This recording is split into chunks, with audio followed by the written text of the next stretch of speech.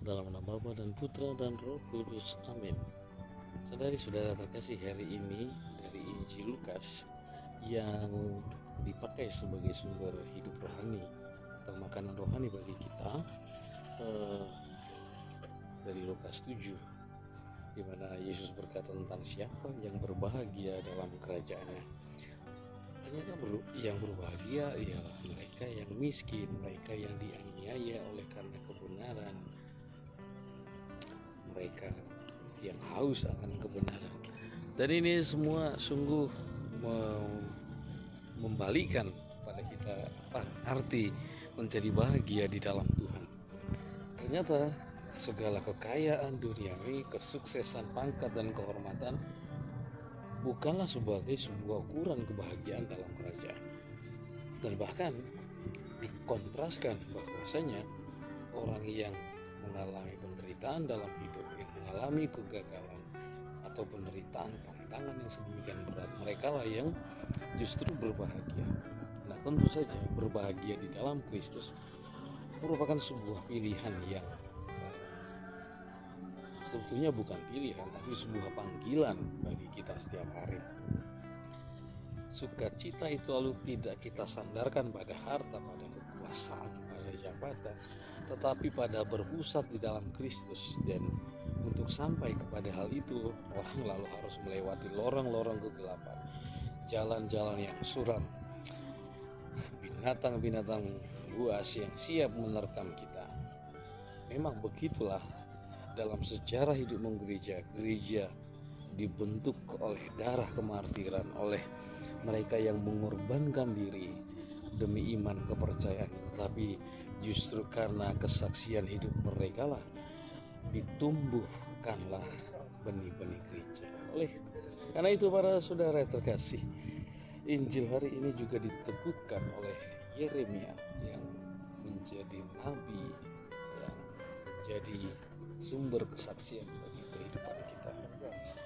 Dan ini semuanya merupakan sebuah panggilan bagi kita.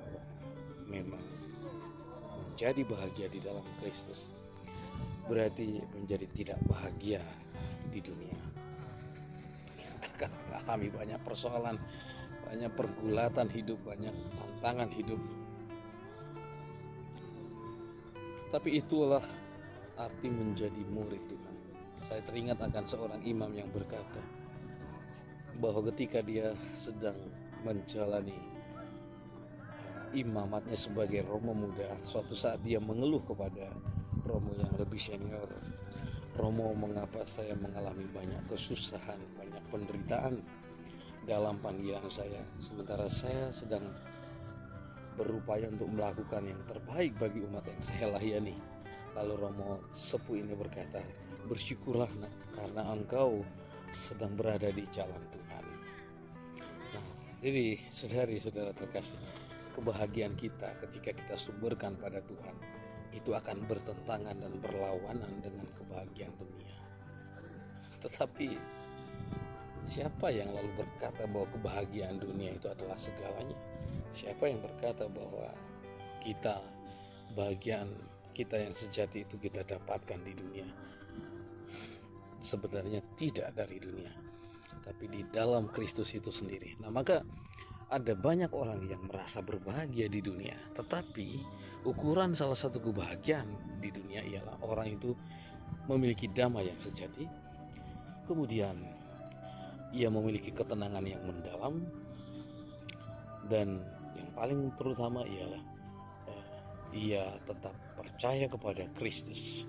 Itu yang membuat dia lalu tetap beriman di tengah-tengah godaan hidup, di tengah tantangan hidup, di tengah beratnya hidup. Yeremia dalam bacaan pertama adalah nabi yang menderita sepanjang hidupnya. Maka Nabi Yeremia seringkali digambarkan sebagai tokoh yang sama seperti Yesus. Tetapi Nabi Yeremia juga mengalami sukacita dan kebahagiaan justru karena ia boleh menderita bersama Kristus. Ia merasakan damai dan tidak kehilangan yang sejati. Maka semoga kiranya kita menjadi insan-insan yang berani untuk melewati jalan-jalan sepi, jalan-jalan yang dilewati orang, dan itu akan membutuhkan proses yang panjang. Jalan-jalan yang mungkin orang meliriknya saja tidak mau, tetapi itulah jalan yang dimaksudkan oleh Tuhan. Dari Gereja Katolik Cinta Damai Batubara, semoga Tuhan selalu memberkati dan melindungi kita senantiasa, Bapa dan Putra dan Roh Kudus. Amin.